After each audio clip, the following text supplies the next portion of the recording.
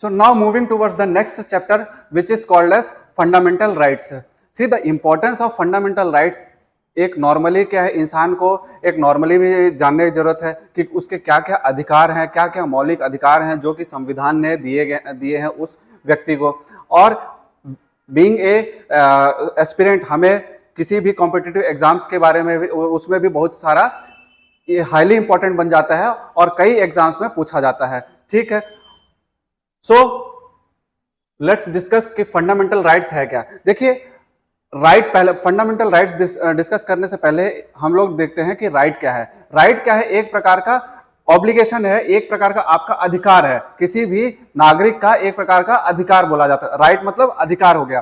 Fundamental rights क्या है कि सभी राइट्स में से कौन मौलिक है। मौलिक इन द सेंस कि जिसके बिना कोई भी नागरिक का जो विकास है वो हो नहीं सकता, because therefore they are fundamental rights. Fundamental क्यों है? Because fundamental for the all round development, whether it is a material, intellectual, moral और स्पिरिचुअल। क्यों बोला गया है इन फंडामेंटल इन राइट्स को fundamental? Because they are fundamental, fundamental for the development of the people of the country. Development in the sense कि moral development, intellectual development, ठीक है, उनका जो साइकोलॉजिकल डेवलपमेंट है, कॉग्निटिव डेवलपमेंट है, स्पिरिचुअल डेवलपमेंट है, ऑल राउंड डेवलपमेंट की बात कर रहा है। ठीक है, जैसे कि अभी हम लोग आगे डिस्कस करेंगे राइट टू एजुकेशन। बिना एजुकेशन के, शिक्षा के कोई कैसे डेवलप कर उसके जो बौद्धिक विकास है वो कैसे विकसित हो सकती है।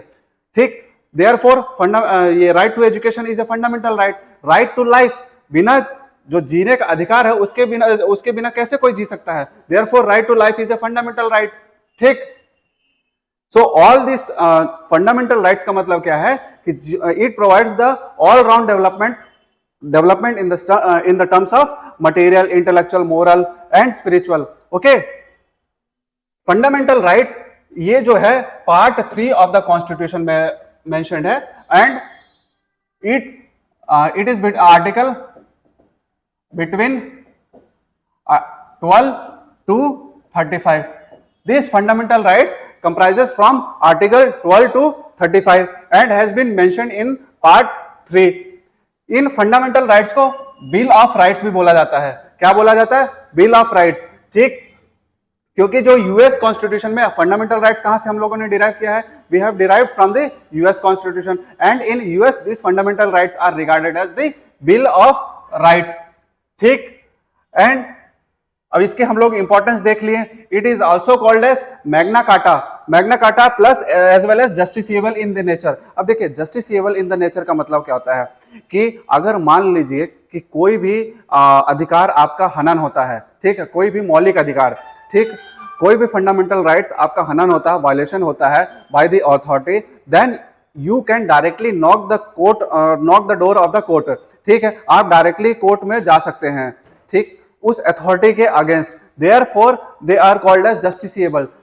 कि आपके अगर वायलेशन हो रहा है, राइट्स, फंडामेंटल राइट्स का वायलेशन हो रहा है, हनन हो रहा है, तो directly you can go to the high court और the supreme court for enforcing your right. ठीक, therefore they are justiciable. They are also guaranteed to all subjects reasonable restriction.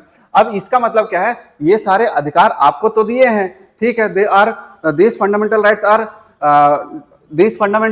are important for all your development, but they are subjected to certain restriction. वो कुछ restriction के साथ आते हैं, वो absolute नहीं है in nature, they are not absolute in nature.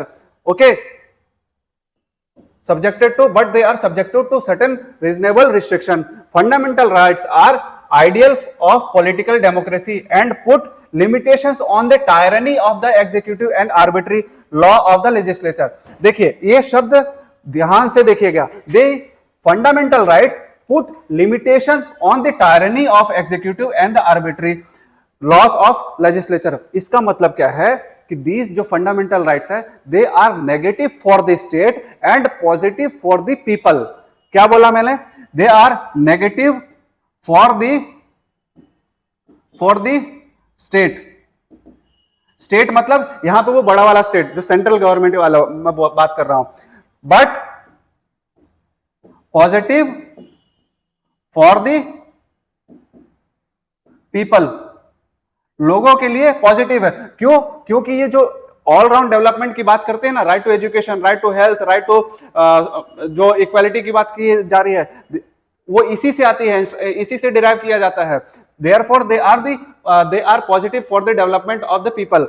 They are negative क्योंकि ये जो फंडामेंटल राइट्स हैं वो सरकार की पावर्स को लिमिट करते हैं, रिस्ट्रिक्ट करते हैं। This fundamental right restrict the power of the state. Okay, therefore they are negative for the state but positive for the people. Okay, getting it? ये जो फंडामेंटल राइट्स है बहुत ही डिटेल में बताऊंगा, प्लस ये जो है इंपॉर्टेंट है हर एग्जाम्स में, हर चाहे वो कॉम्पिटिटिव एग्जाम्स का कोई भी वनडे एग्जाम्स हो, चाहे पीएससी है या फिर यूपीएससी तो हर साल पूछते हैं इस टॉपिक से एक ना एक question. Okay, now moving towards salient features of the fundamental rights. क्या क्या सेलिएंट फीचर्स है?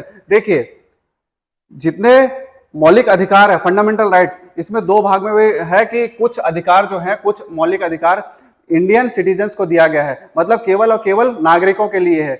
फॉरेन सिटीजन्स है जो इंडिया में आते हैं, ठीक है, उनको लिए नहीं दिया गया है। देखिए, सिटीजन और एंड जो पीपल है, इन दोनों में अंतर यही है कि पीपल जो है अब्रॉड, जो फॉरेन जो लोग आते हैं इंडिया में टूरिस्ट बन के, उनको भी पीपल कंसीडर किया जाता है। बट जो सिटीजन्स हैं, they are only those people who have been granted as the citizenship of India. ठीक है, ये अंतर है between the people and the citizens. Some of the fundamental rights are available to the citizens only. कौन कौन से? Article 15, 16, 19, 29 and 30। ये जो है ना पांचों, 15, 16, 19, 29 and 30, please keep in memory कि ये पांच जो फंडामेंटल राइट्स है, they are provided only to the Indian citizens.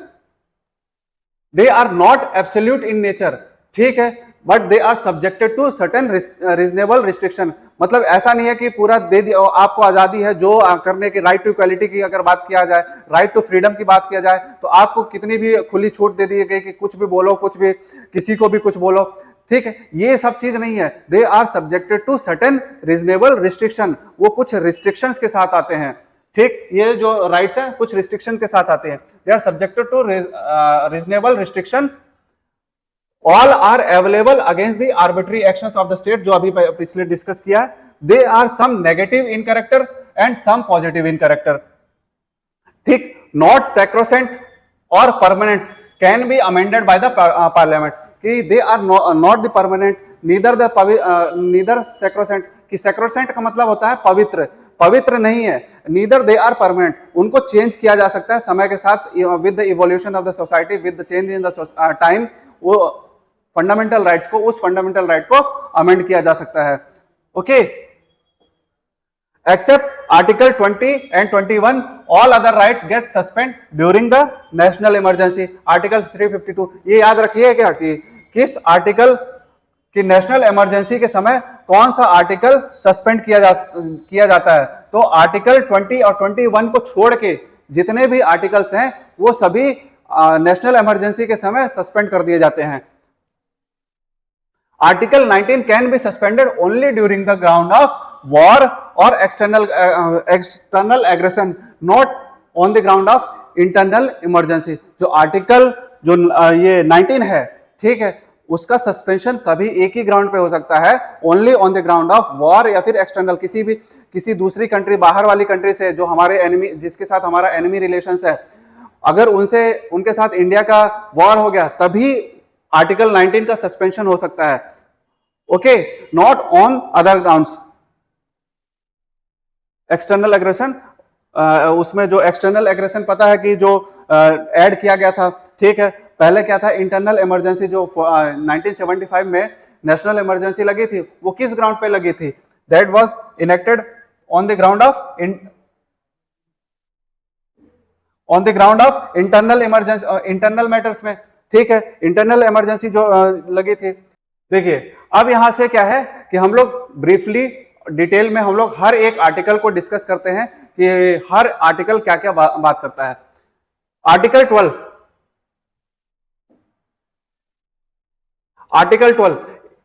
Article 12 जो है, आर्टिकल अनुच्छेद जो 12 जो है वो डिफाइन करता है स्टेट्स के बारे में कि स्टेट कौन कौन सी होने चाहिए, क्या क्या क्या डेफिनेशन है स्टेट की। सो it means state includes government and parliament plus government and the legislature of the state plus all local authority that is municipalities, panchayat and district boards. Government के जितने भी ट्रस्ट हैं, गवर्नमेंट के द्वारा जो ट्रस्ट बनाए जाते हैं, वो all other authorities that is statutory and the non statutory, जितने भी कॉन्स्टिट्यूशनल बॉडीज हैं, कॉन्स्टिट्यूशनल पोस्ट है, सभी चीज, ठीक। या फिर government aided and government funded जो भी ऑर्गेनाइजेशन है, like LIC, ONGC, SAIL, NTPC, भेल, जितनी भी PSUs हैं, पब्लिक सेक्टर अंडरटेकिंग्स, या फिर जो गवर्नमेंट एंटरप्राइजेस हैं, वो सारे जो हैं स्टेट का डेफिनेशन के अंदर आते हैं, ठीक है।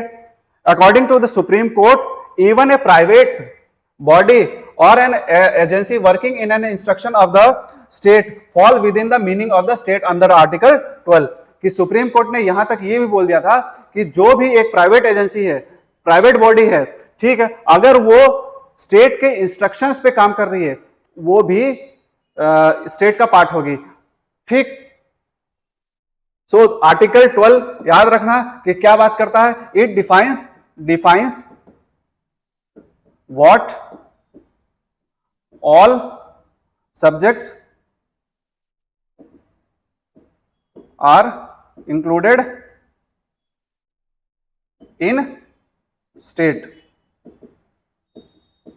कि स्टेट के अंदर क्या क्या, स्टेट का मतलब क्या है, ठीक है। स्टेट का जो डेफिनेशन है वो कितना दूर तक, कितने वाइडर रूप में फैला है, कितने वाइडर रूप में है, okay.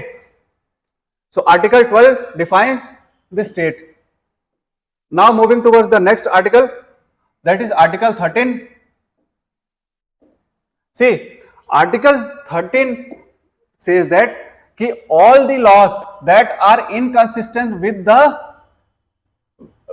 all that laws which are inconsistent with or derogation of any fundamental right shall be voided। देखिए, इसका मतलब सीधा सिंपल सा है कि जो लॉ पार्लियामेंट या फिर स्टेट लेजिस्लेचर के द्वारा बनाया गया है वो इनकंसिस्टेंट है, ठीक है, विद द कॉन्स्टिट्यूशन, उसको नल एंड वॉइड करार दिया जाएगा by the judiciary, okay, getting it. मान लीजिए कल के डेट में कोई पार्लियामेंट हो गया या फिर स्टेट लेजिस्लेचर हो गई, ऐसे नियम कानून बनाते हैं कि जो फंडामेंटल राइट्स को हनन करते हैं, ठीक है। So it means they are inconsistent with the fundamental right. तो जुडिशरी क्या करेगी कि लेजिस्लेचर को बुलाएगी और बोलेगी कि ये आपने जो फंडामेंटल राइट, ये जो आपने लॉ बनाया है, मौलिक अधिकार को हनन करता है। सो देयरफॉर दिस लॉ, इसको नल एंड वॉइड करार दिया जाएगा उस जुडिशरी के द्वारा। तो यही बात करता है कि all law that are inconsistent और derogation with any of the fundamental right shall be void, उसको नल एंड वॉइड करार दिया जाएगा, ठीक। अब ये आर्टिकल जो 13 है, it provides for the judicial review. अब जुडिशियल रिव्यू क्या है कि वो जुडिशरी में हम लोग देखेंगे कि जुडिशियल रिव्यू है क्या, उसका ओरिजिन कहां से हुआ है, ठीक है। देयरफॉर आर्टिकल 13 जो है वो इम्प्लिसिटली बात करता है किसकी, जुडिशियल रिव्यू की। तो अगर कहीं कल के डेट में मेंस में अगर आंसर लिखने की बात आई जुडिशियल रिव्यू के लिए, तो you have to mention this article 13, कि आर्टिकल 13 का इम्प्लिसिट जो एक्सप्लेनेशन है for the judicial review, it provides that, okay. Article 13 does not include the constitutional amendment, और ये तो बात है, ठीक। बट केशवानंदा भारती जो 1973 में आया था, says that constitutional amendment can be challenged on the ground that it violates the fundamental rights that form the basic structure of the constitution and hence they can be declared as the void। देखिए, केशवानंद भारती जो 1973 में आया था, एक landmark judgement था जिससे पूरे संविधान की जो देखने की स्थिति है वो पूरी चेंज हो गई, ठीक। इससे पहले क्या होता था कि जो लेजिस्लेचर थी, पार्लियामेंट, और जो जुडिशरी थी, सुप्रीम कोर्ट, उन दोनों के बीच में हमेशा टग ऑफ वार हमेशा रहता था। मतलब कि हमेशा टसल रहता था, दोनों के बीच में टग ऑफ वार टाइप का लड़ाई चलती थी। कभी पार्लियामेंट सुप्रीमेसी होती थी कि जो फंडामेंटल राइट्स हैं, ठीक है, उनको चेंज कर देते थे। बट जुडिशरी क्या बोलती थी, नहीं आप फंडामेंटल राइट्स को चेंज नहीं कर सकते, ये मौलिक अधिकार है, ये पार्लियामेंट के पास इतनी पावर नहीं है कि फंडामेंटल राइट्स को चेंज कर सके। तो then final judgement in the Kesavananda Bharati case में आया। इससे पहले कई सारे जो केसेस है, शंकरी प्रसाद केस, गोलकनाथ केस, तो इन सभी केस में क्या हुआ, डिफरेंट बैलेंस ऑफ पावर होता रहा। कभी पार्लियामेंट सुप्रीमेसी होती रही, कभी judiciary supreme court. But in the Kesavananda Bharati case में एक बेसिक टर्म कॉइंड किया गया by the supreme court. Supreme court ने बोला कि ठीक है, पार्लियामेंट को बोला कि ठीक है, आपके पास पावर है लॉ बनाने की और फंडामेंटल राइट्स को अमेंड करने की, ठीक है, आप उस पावर को रखिए, बट याद रखिए कि कोई भी लॉ ऐसे नहीं होना चाहिए जो बेसिक स्ट्रक्चर को मतलब बेसिक स्ट्रक्चर को हनन करे, बेसिक स्ट्रक्चर डॉक्ट्रिन को हनन करे, इन द सेंस कि उसका जो है वायलेशन ना हो, बेसिक स्ट्रक्चर डॉक्ट्रिन का वायलेशन ना हो। तो पार्लियामेंट जुडिशरी ने, ये पार्लियामेंट ने पूछा कि बेसिक स्ट्रक्चर क्या है, तो जुडिशरी ने क्या बोला, ये समय समय पे हम लोग डिफाइन करेंगे कि व्हाट इज बेसिक स्ट्रक्चर। तो अगर आज के डेट में अगर बोलूं कि बेसिक स्ट्रक्चर क्या है, तो उसका एक्सप्लिसिटली जो मेंशन है सुप्रीम कॉन्स्टिट्यूशन में वो नहीं है कहीं भी, ये केवल और केवल जुडिशरी के कोर्ट में बॉल पूरी पड़ी हुई है। सो ये रहा केशवानंद भारती केस जो 1973 में आया, ठीक है, और इसमें एक नया टर्म पॉइंट किया गया जिसका नाम है doctrine of basic structure. Okay, तो जुडिशरी ने बोला कि आप जितनी भी फंडामेंटल राइट्स है वो सभी को अमेंड कर सकते हैं, केवल ध्यान रखिए कि बेसिक स्ट्रक्चर ऑफ डॉक्ट्रिन जो है वो उसका वायलेशन ना हो। ठीक, now moving towards the next article, जिसका दैट इज आर्टिकल 14। देखिए आर्टिकल 14 बात करता है right to equality. Okay, right to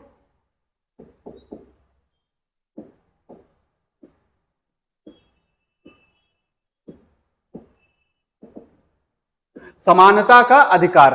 देखिए इसके अंदर क्या है, आर्टिकल 14, 15, 16, 17 एंड 18 तक जाता है।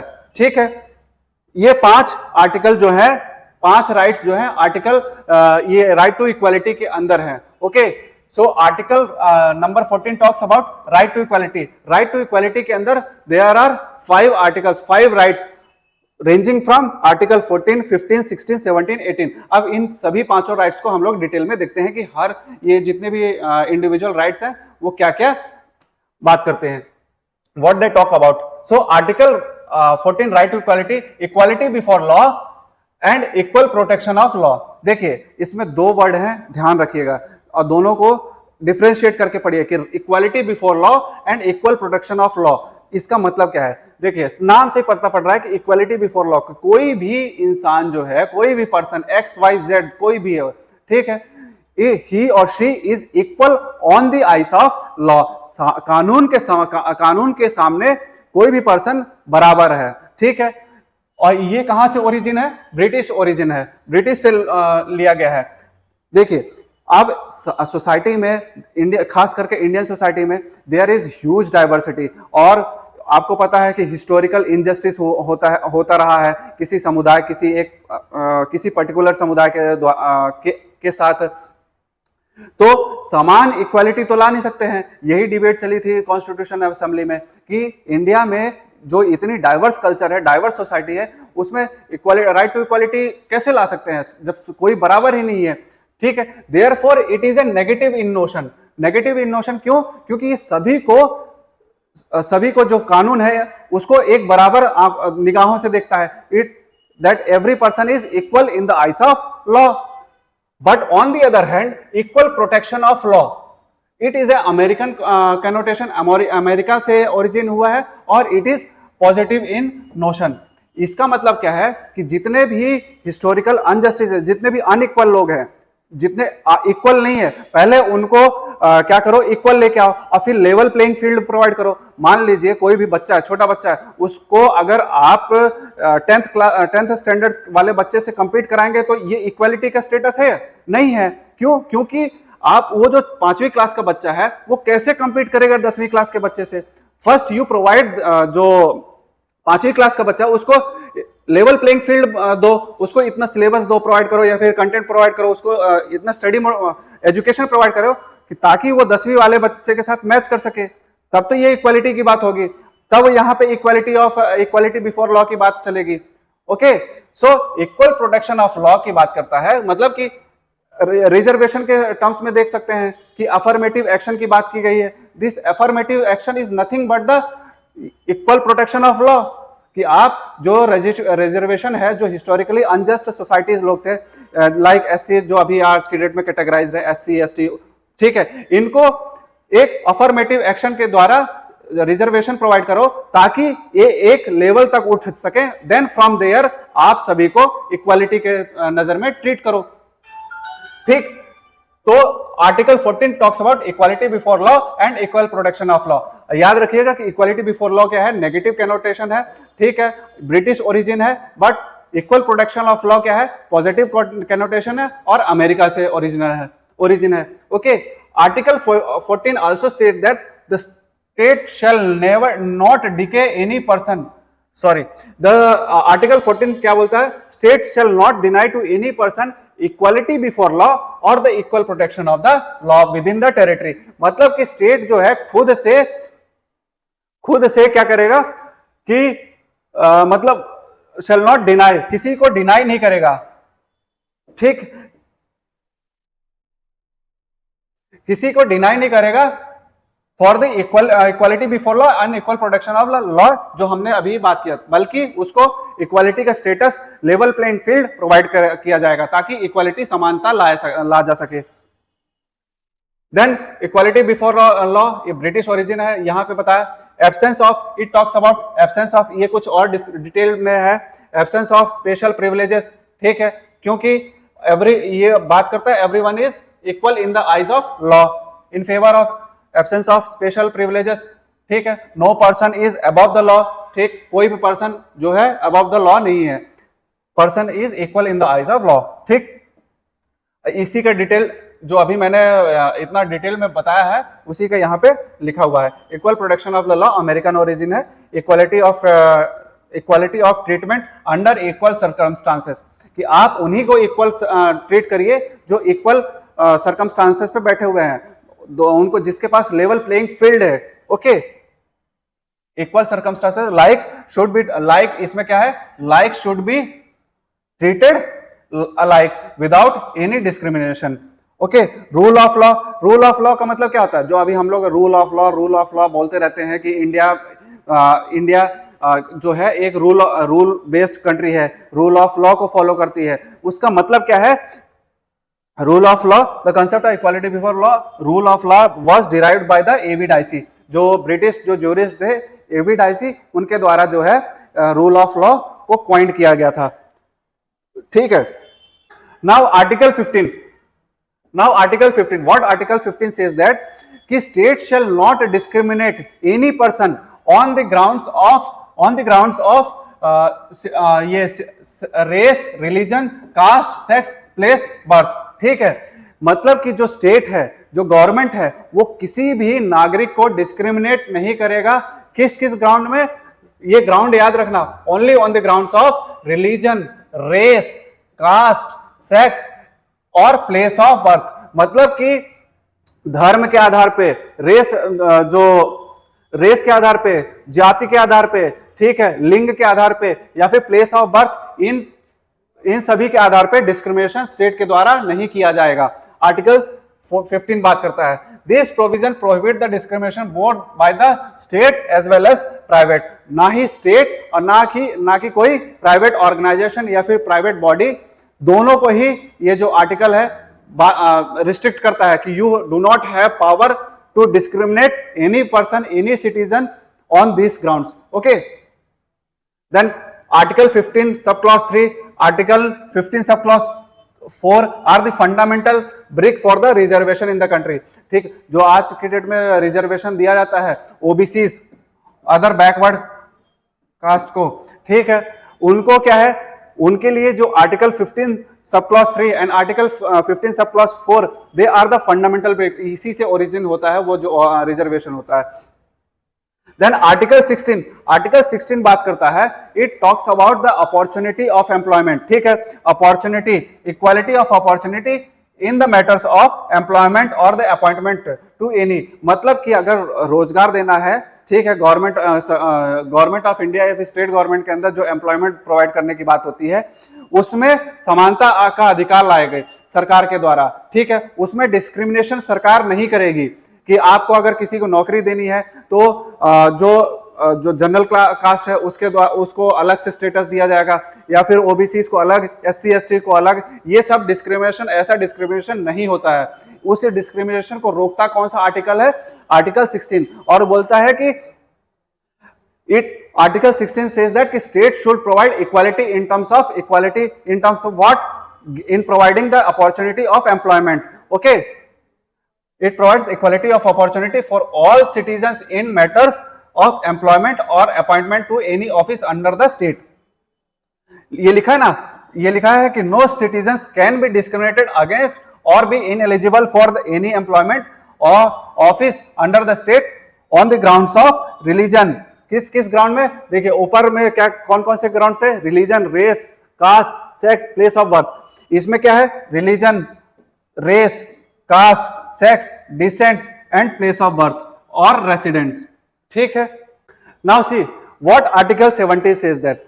सी article 17 says that it basically talks about the abolition of the untouchability. जितने हमारे जो समाज में अनटचेबिलिटी है, ठीक है, उसको रोकने के लिए, उसको एबॉलिश करने की बात करता है आर्टिकल 17।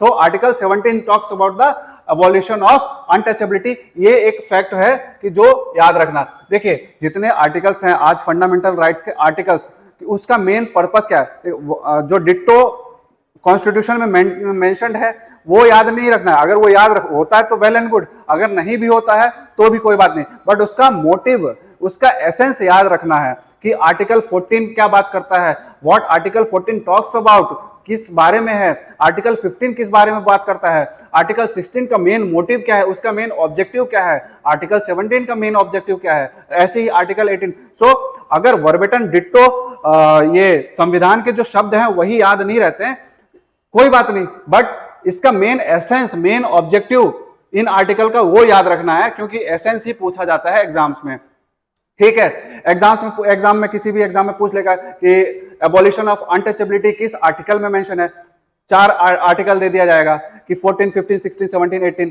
तो आप किस आर्टिकल को चूज करोगे?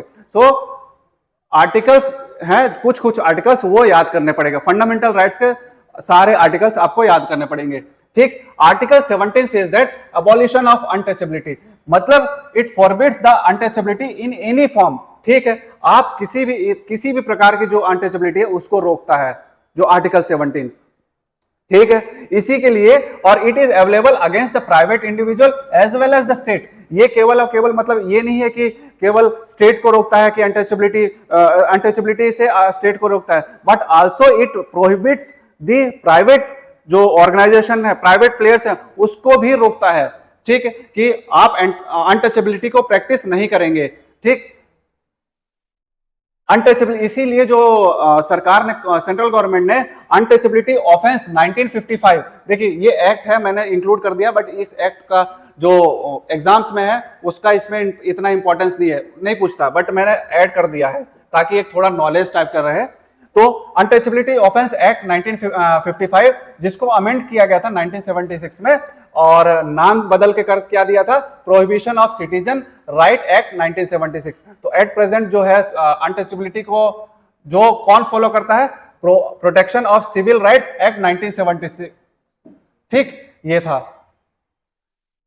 सो आर्टिकल 17 याद रखना कि इसका मेन ऑब्जेक्टिव क्या है, abolition of the untouchability by the state as well as the private players, okay, and to take necessary actions to ensure this right is not violated, ठीक, ये सब चीज बताया। अब नाउ आर्टिकल 18, देखिए आर्टिकल 18 क्या बात करते हैं, what it talks about that, कि जितने भी टाइटल्स होते हैं, ठीक, पहले जब इंडिया ये इंडिपेंडेंस नहीं हुआ था तब आपने देखा होगा कि प्रिंसली स्टेट्स थे, जो राजा रजवाड़े थे, उसमें जो राजा महाराजा होते थे, राजा धीराजा, राजा धीर, इन सभी क्या करते थे, टाइटल लेते थे। विक्रमादित्य, इन सभी जो राजा होते थे ये सब टाइटल अपने पास रख लेते थे।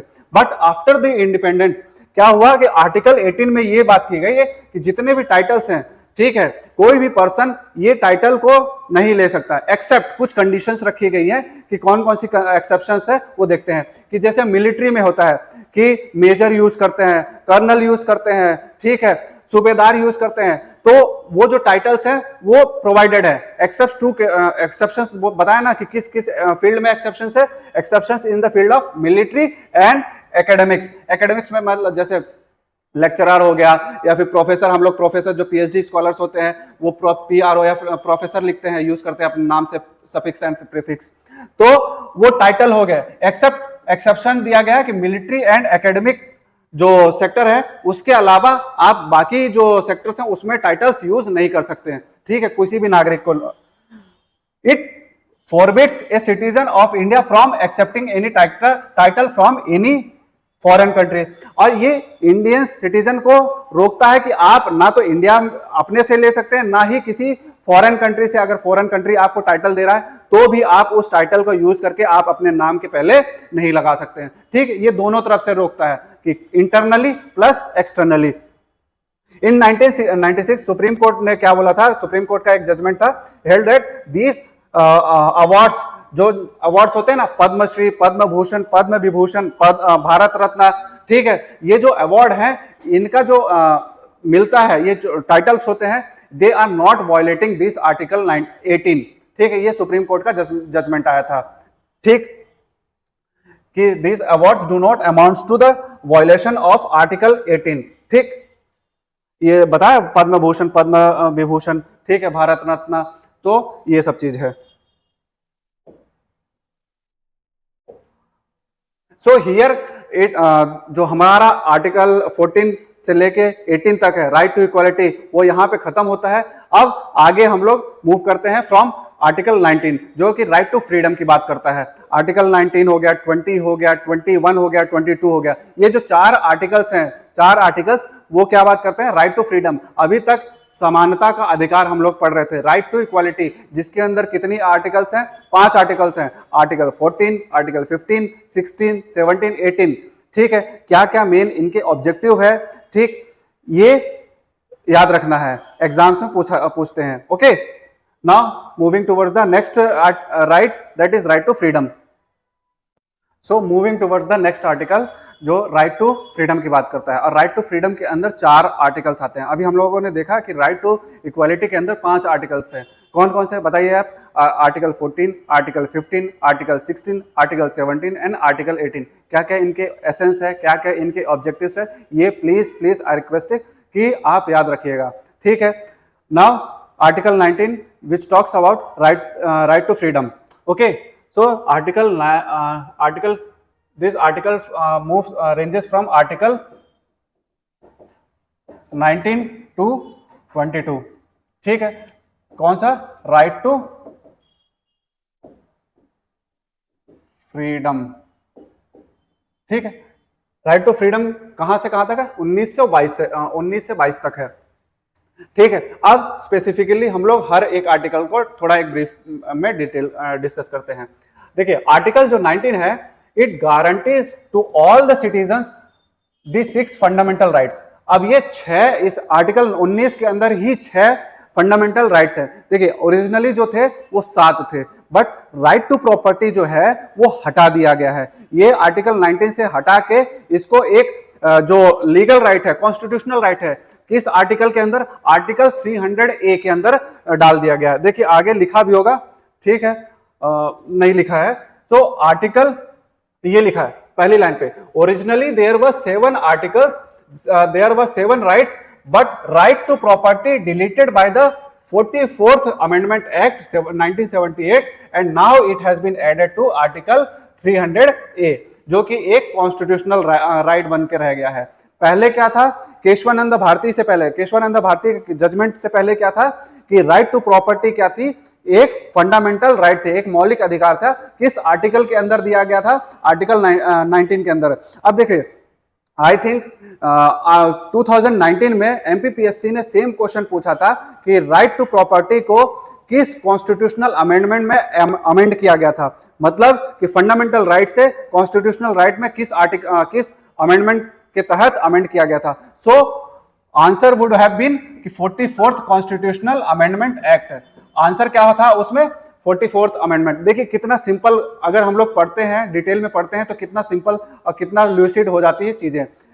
अब 44th, अब इसमें ये पूछ लेगा कि किस आर्टिकल में मेंशन किया गया था कि फंडामेंटल राइट, जो राइट टू प्रॉपर्टी थी, वो किस आर्टिकल में मेंशन थी पहले। So your answer will be article 19। Article 19 के अंदर जो है राइट टू प्रॉपर्टी पहले मेंशन थी। ओरिजिनली 7 थी, आज की डेट में जो आर्टिकल 19 के अंदर जो 6 फंडामेंटल राइट रह चुकी है, और आर्टिकल ये राइट टू प्रॉपर्टी को कॉन्स्टिट्यूशनल राइट प्रोवाइड कर दिया गया है अंडर आर्टिकल 300A। ठीक, ये याद रखना।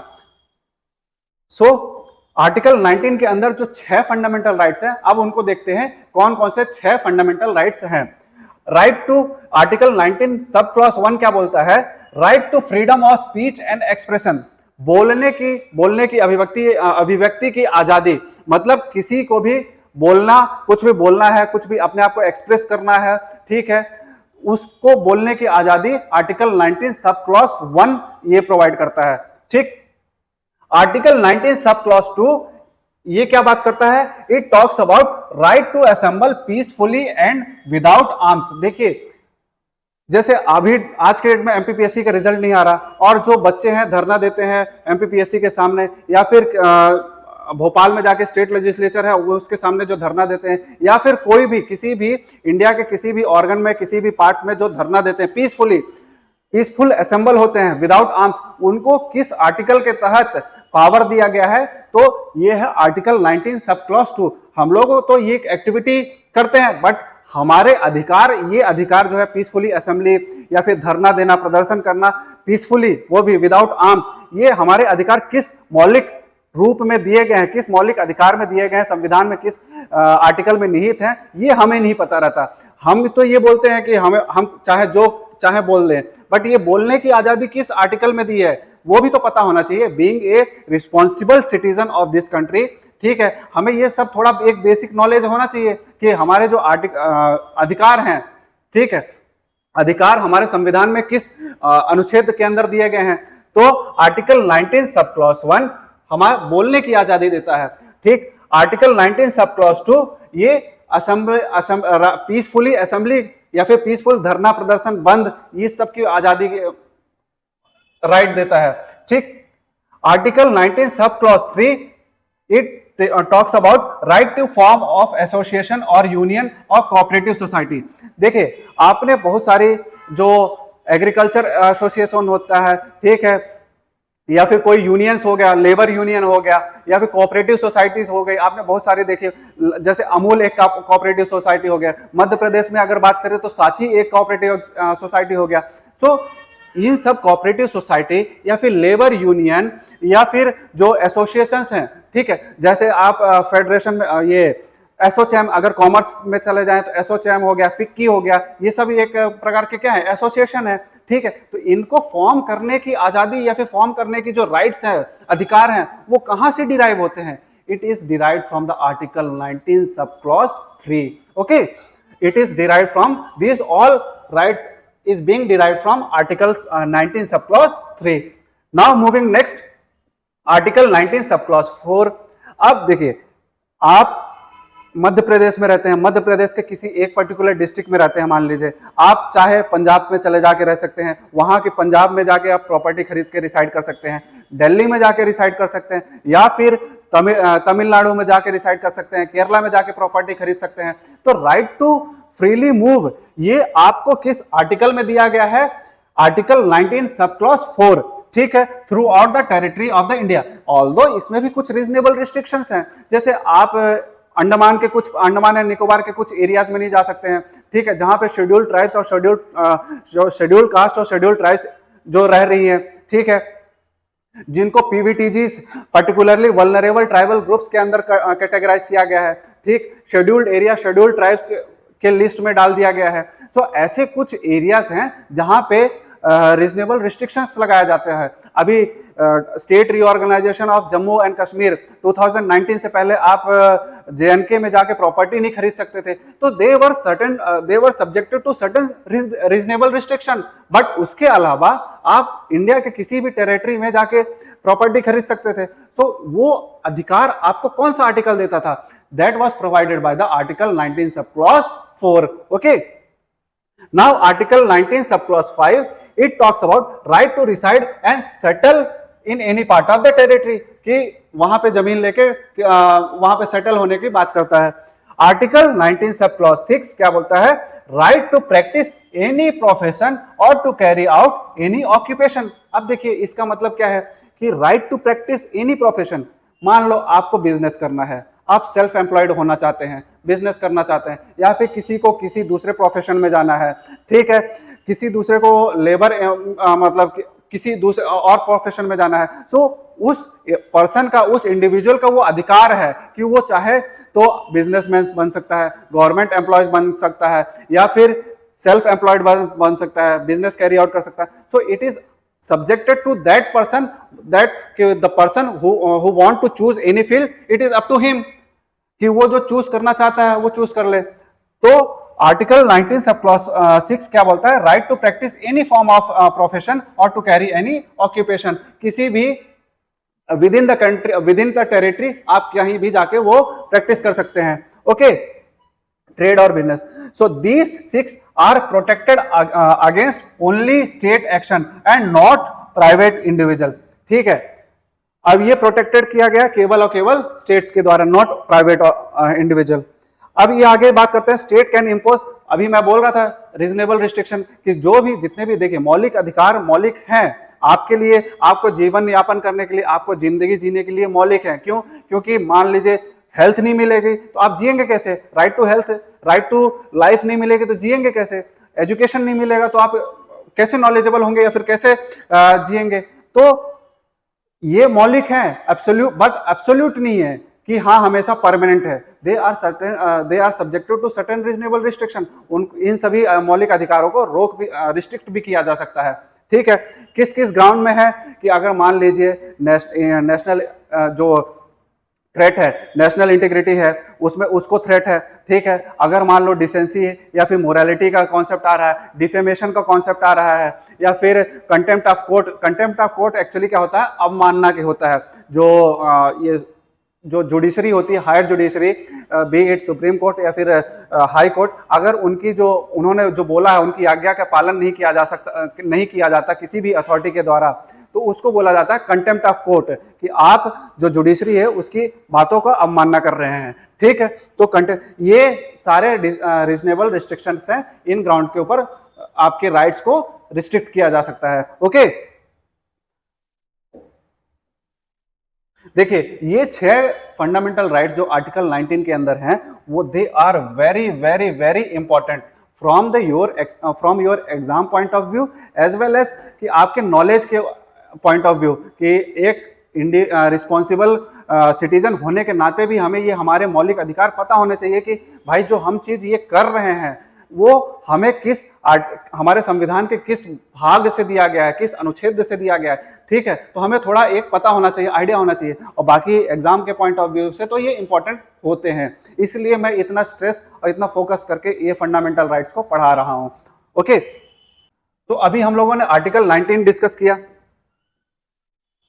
ठीक है, अब बात करते हैं आर्टिकल 20 कि आर्टिकल 20 क्या बोलता है।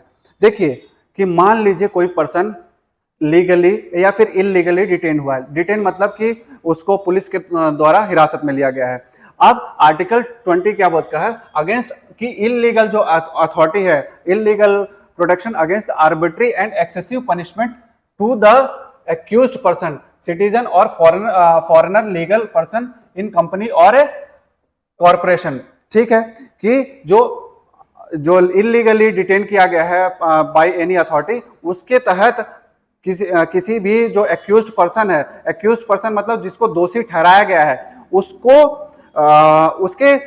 उसको प्रोटेक्शन के लिए ये राइट दिया गया है। देखिए हमारे संविधान में क्या है कि जो सजा गुनहगार है, जो दोषी ठहराया गया है किसी भी क्रिमिनल एक्टिविटीज में, उसके भी राइट्स को प्रोटेक्ट करने की बात की गई। देखिए जब 2008 में कसाब थे वो पकड़े गए थे, बट जो पाकिस्तान जो मुंबई टेरर अटैक हुआ था 2008 में, कसाब को भी फांसी बाय लॉ दिया गया था। सारे लॉ को प्रोसेस को फॉलो करते हुए उसके बाद एट द एंड में फांसी दी गई थी। ऐसे नहीं कि इमीडिएटली हैंग कर दिया गया था।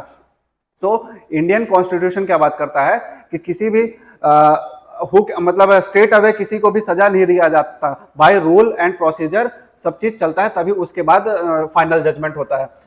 ठीक है, तो जो दोषी ठहराया जाता है उसको भी प्रोटेक्शन प्रोवाइड किया जाता है फ्रॉम आर्टिकल 20। ओके, इसमें कुछ कीवर्ड्स हैं जो कि किस प्रकार से, नो एक्स पोस्ट फैक्टो। अब नो एक्स पोस्ट फैक्टो का मतलब क्या है कि आपको मान लीजिए कोई पर्सन दोषी ठहराया गया है किसी क्रिमिनल एक्टिविटीज के अंडर में, कोई अनलॉफुल एक्टिविटीज की है उसने, अब उस एक्टिविटी में वो दोषी ठहराया गया है। अब मान लीजिए दोबारा उसी पर्सन ने कुछ एक्ट किया, कुछ अनलॉफुल एक्टिविटीज किए और क्रिमिनल ठहराया गया, तो उसको दोबारा पिछले केस में के लिए सजा नहीं दी जा सकती। ठीक है, तो नो एक्स पोस्ट फैक्टो मतलब पिछली सजा के लिए, पिछली जो क्रिमिनल एक्टिविटीज की है उसके लिए सजा नहीं दिया जा सकता। ठीक है, no double jeopardy, no one shall be prosecuted punished for the same offence more than. अगर मान लीजिए उसने किसी ने क्रिमिनल एक्टिविटीज की है तो उसको एक ही सजा के लिए, एक ही मतलब अनलॉफुल एक्टिविटीज के लिए 2 बार सजा नहीं दिया जा सकता। नो सेल्फ इंक्रिमिनेशन, कि किसी भी पर्सन जो एक्यूज्ड पर्सन है, ठीक है, जो एक्यूज्ड पर्सन है उसको फोर्स नहीं किया जा सकता कि आप अपने जो ये जो सजा है उसको कबूल करिए। ठीक है, no person shall be accused of any offences shall compelled to a witness of a against himself, कि किसी भी पर्सन को अपने जो गुनाहों को जो बोलते हैं ना अपने अगेंस्ट में कंपेल नहीं किया जा सकता कि आप अपना विटनेस बनिए। Okay, so this is article 20। Now article 21, देखिए जो राइट टू लाइफ अभी तक बात कर रहे हैं, इन सभी में से इन सभी जो आर्टिकल्स हैं फंडामेंटल राइट्स हैं, आर्टिकल 14 से लेके 18 तक, वो मोर पर्टिकुलरली आर्टिकल 14 और फिर में आर्टिकल 19, आर्टिकल 21, ठीक, ये कुछ ऐसे राइट्स हैं जो कि एसेंशियल बन जाते हैं और वेरी वेरी इंपॉर्टेंट बनते हैं। ठीक है, आर्टिकल 21 क्या बोलता है कि no person shall be deprived of his life और personal liberty except according to the procedure established by the law, कि किसी भी पर्सन को उसकी लाइफ से डिप्राइव नहीं किया जा सकता।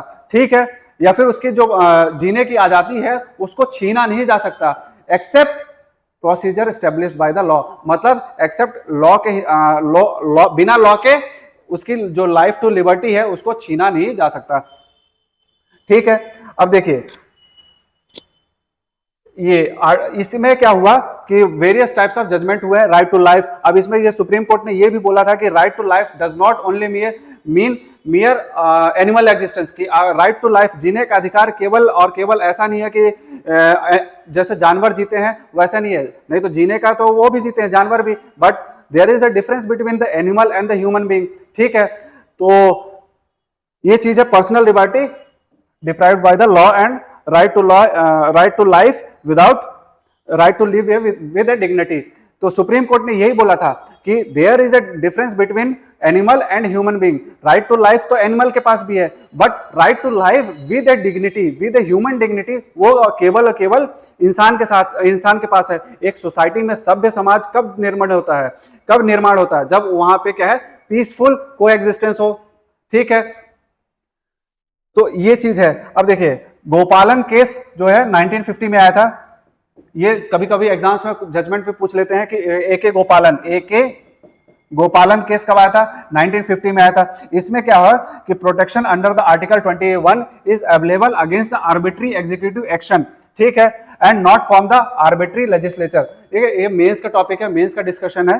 ठीक, फिर सुप्रीम कोर्ट ने अपने ही जजमेंट को इंटरप्रेट किया और फिर में उसको इस तरह से इंटरप्रेट किया कि जो मेनका गांधी केस था 1971 में, उसमें ये बोला कि जो आर्टिकल 21 है ये ना ही केवल एग्जीक्यूटिव के लिए है but it is also for the legislature.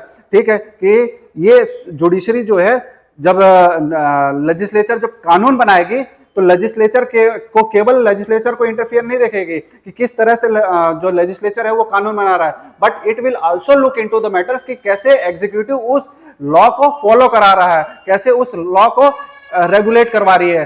ठीक है, तो मेनका गांधी केस में जो सुप्रीम कोर्ट ने था आर्टिकल 21 का वाइडर इंटरप्रिटेशन देते हुए कहा कि आर्टिकल 21 का जो ज्यूरिसडिक्शन है, ज्यूरिस्प्रूडेंस है, वो केवल एग्जीक्यूटिव तक सीमित नहीं है but it also goes till the legislature, कि लेजिस्लेचर में भी देखेगी कि लेजिस्लेचर जो कानून बना रही है, कोई नियम बना रही है, वो प्रोसीजर जो है उस बनाने का विधि का जो लॉ है उसको प्रोसीजर फॉलो कर रही है कि नहीं कर रही है बनाने में।